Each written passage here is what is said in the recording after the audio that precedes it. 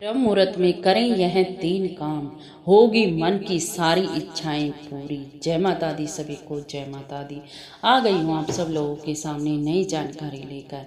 अगर आप लोग चैनल पर नए हों तो ज़रूर से सब्सक्राइब कर लेना, क्योंकि इस चैनल पर मैं आपको रोज़ ही नई नई जानकारी देती हूँ। आपको पता ही है कि ब्रह्म मुहूर्त का महत्व कितना माना गया है। वेद ऋषियों ने भी ब्रह्म मुहूर्त को बहुत ही महत्वपूर्ण माना था, क्योंकि उस समय पृथ्वी पर देव शक्तियाँ बहुत ही ज़्यादा होती हैं और उस समय हम कोई भी प्रार्थना करते हैं तो वो हमारी प्रार्थना तुरंत ही भगवान के चरणों में जाकर समर्पित हो जाती है, जिसे भगवान गौर करते हैं और हमारी मनोकामनाओं को पूर्ण कर देते हैं। अगर चैनल पर नए हों तो ज़रूर से सब्सक्राइब कर लेना, क्योंकि मैं आपके सामने नई नई जानकारियाँ लेकर आती हूँ जो आपका जीवन सुखमय और मंगलमय बना रहे। देखो जी, सभी के घर में सुख दुख का तो वातावरण होता ही है। कभी दुख होते हैं तो कभी सुख होते हैं। सबकी मन की इच्छाएं होती हैं, लेकिन वह किसी कार्य के कारण पूर्ण नहीं हो पाती। तो आज मैं आपको ऐसे 3 कार्य बताऊंगी जिन्हें ब्रह्म मुहूर्त में करने से आपकी हर एक इच्छा ही पूर्ण हो जाएगी। यह मैं आपको विश्वास के साथ कहती हूँ। लेकिन जी, एक बात मैं आपको बता देती हूँ, अगर आप किसी कार्य को कर रहे हो, किसी के द्वारा भी बताया गया है, तो उस पर पूर्ण विश्वास कर कर करोगे तो ही वो फलीभूत होगा, नहीं तो नहीं होगा।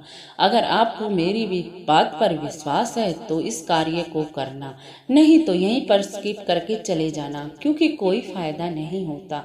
अगर आप विश्वास तो करते नहीं हो बात हुई और कार्य को करने लग जाते हो बगैर मन से, तो ऐसा करने से कोई फायदा थोड़ी ना होना है। आप अगर विश्वास के साथ अपने इष्ट देव का ध्यान करते हुए उस कार्य को करते हो तो वह जरूर से जरूर फलीभूत होता है। चलो अब मैं आपको बता देती हूँ कि आपको कार्य क्या करने हैं। आपको ब्रह्म मुहूर्त में उठ जाना।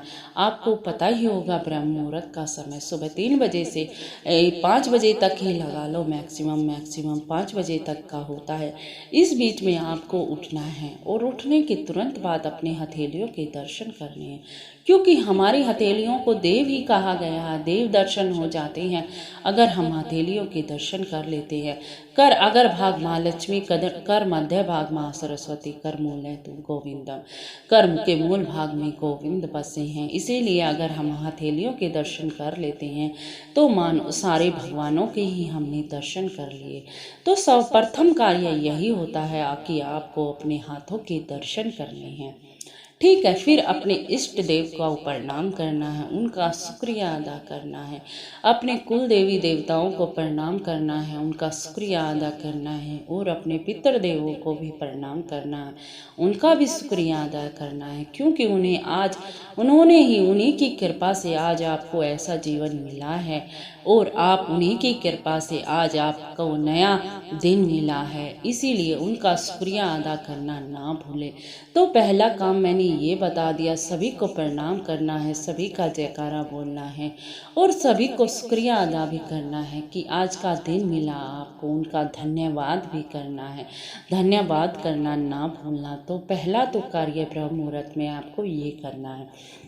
अब आप जमीन पर जैसे ही पैर रखोगे तो पैर रखने से पहले धरती माँ को छूना है और धरती माँ से प्रार्थना करनी है, उसका शुक्रिया अदा करना है धरती माँ को कि वो हमारे इतने वजन को सहन कर रही है।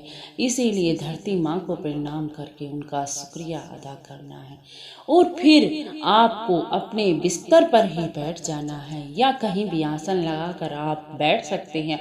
आपको नहाने धोने की भी कोई ज़रूरत नहीं है, आपका मन पवित्र होना चाहिए। और अगर आप स्नान वगैरह कर सकते हैं तो वो भी कर सकते हैं, ये आपकी मन की इच्छा है। अगर आपको स्नान करना चाहें तो वो भी कर ले, लेकिन आप बगैर स्नान किए भी कर सकते हैं। आप एक आसन बिछा लीजिए या अपने बेड पर ही बैठ जाइए और अपने इष्ट देव का ध्यान करिए, जो आपके प्रमुख इष्ट देव हैं, परम इष्ट देव हैं, जिन्हें आप तन मन धन वारते हैं, जिन पर पूर्ण विश्वास करते हैं, उनका ध्यान कीजिए। थोड़ी देर उनके नाम जपन कीजिए। मैं मंत्र जपन तो नहीं कहूँगी, लेकिन नाम जपन आप किसी भी अवस्था में कर सकते हैं। यही हमारे वेदों का सार है।